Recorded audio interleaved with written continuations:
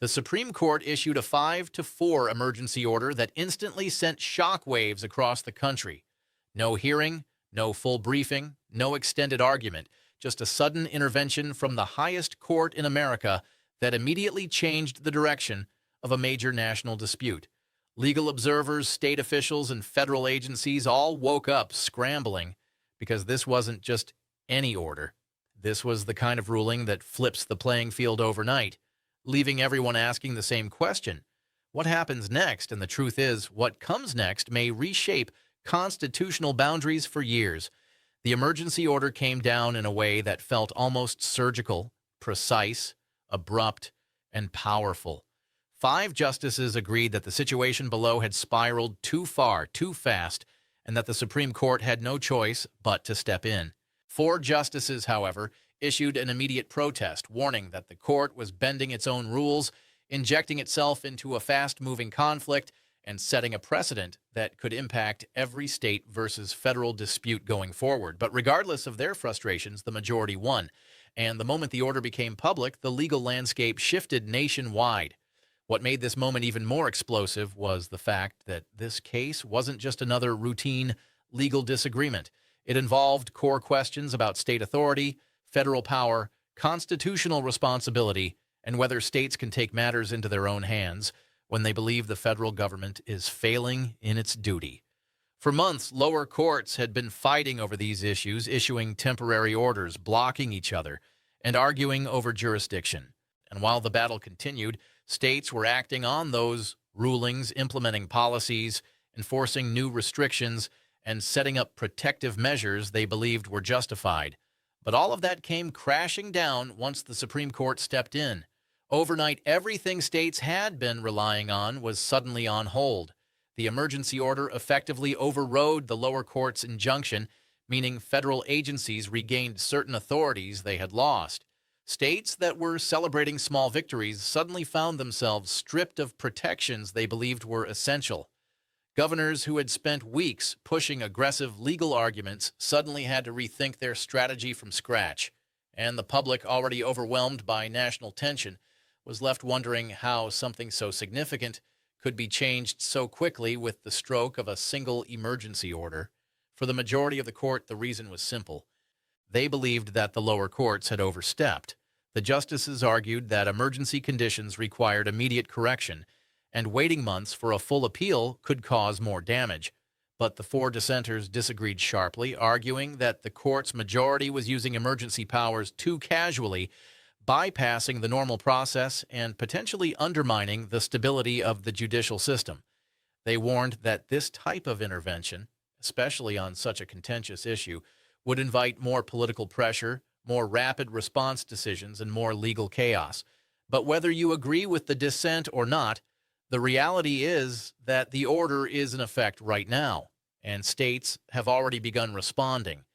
Some governors have vowed to continue their policies regardless of federal pressure, claiming constitutional self-defense.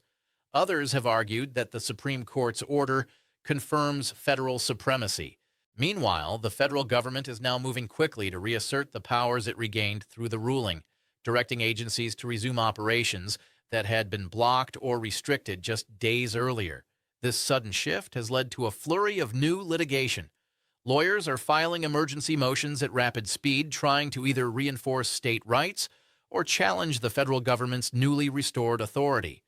Some legal experts believe the Supreme Court's order opens the door for a much larger constitutional showdown. Others argue that the court is testing the boundaries of its emergency docket, sometimes called the shadow docket, which critics say gives the court too much power to shape major policies without full transparency. But one thing is certain: the majority's willingness to act so quickly means this fight is far from over. And while the court insists this is only a temporary order, something designed to pause the situation until fuller arguments can be heard, the impact is already huge. The emergency order resets the legal battlefield. It changes how states behave, it changes how federal agencies operate, and it changes the assumptions legal scholars had about how far the Supreme Court will go in emergency situations. But even more importantly, it hints at how the court might rule in the final full decision. If the majority felt strongly enough to intervene now, it's a sign that their eventual ruling may lean in the same direction. What makes this even more intense is that states involved in the case argue they are acting out of necessity, claiming the federal government has failed in its constitutional obligations. They insist that federal agencies are not providing the protection or enforcement required under federal law, forcing states to step in and defend their own citizens. Those arguments have been gaining traction in some courts, with certain judges agreeing that states have a right to take protective action when the federal government fails to do so. But the Supreme Court's emergency order signals that the majority may not view those arguments the same way. This is setting up a massive constitutional collision between state sovereignty and federal supremacy. And depending on where the court lands in its final opinion, the decision could impact far more than this single case. It could determine the limits of how far states can go in asserting self-defense. It could redefine when the federal government has exclusive power. It could reshape how the judiciary handles emergency interventions. It could even change how future presidents wield executive authority. This emergency order doesn't end the conflict. It accelerates it. It forces every involved party to regroup, re-strategize, and prepare for the next phase. States that thought they were winning now have to rebuild their arguments. Federal agencies have to justify the actions they're taking under the restored authority. And the Supreme Court, now fully involved, will have to brace for an onslaught of new filings, emergency motions, and requests for clarification. Behind the scenes, multiple states are currently drafting new legal arguments in anticipation of the next round.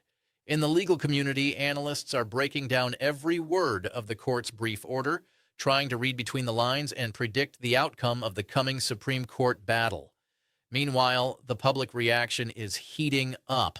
Supporters of state authority are accusing the court of siding with the federal government too quickly. Supporters of federal authority argue the court prevented states from overreaching. And millions of Americans watching this unfold online are trying to understand why the Supreme Court keeps making major national decisions through emergency orders instead of full opinions. This debate will only grow bigger as more emergency cases land at the court. And right now, with this 5-4 split, it's clear that the justices themselves are divided over how far emergency intervention should go. But the truth is, the Supreme Court acted because it knows the stakes are enormous. By issuing this emergency order, the court has effectively taken control of the timeline. It is signaling that the lower courts cannot move too far ahead without oversight, especially in cases involving constitutional authority. And now the entire country is waiting for what comes next.